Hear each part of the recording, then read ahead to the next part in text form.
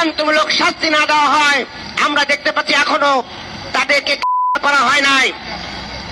অবিলম্বে ওই সকল সন্ত্রাসীদেরকে করতে হবে। আমরা দেখেছি সেদিন পুলিশের ভিতরে লুকিয়ে থাকা ফ্যাসিবাদের সেদিন ভূমিকা রেখেছে। সেখানে সেনাবাহিনীর সদস্যদের মধ্যে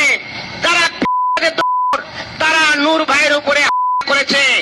সকলকে আইডেন্টিফাই করে আইনের আওতায় আনতে হবে।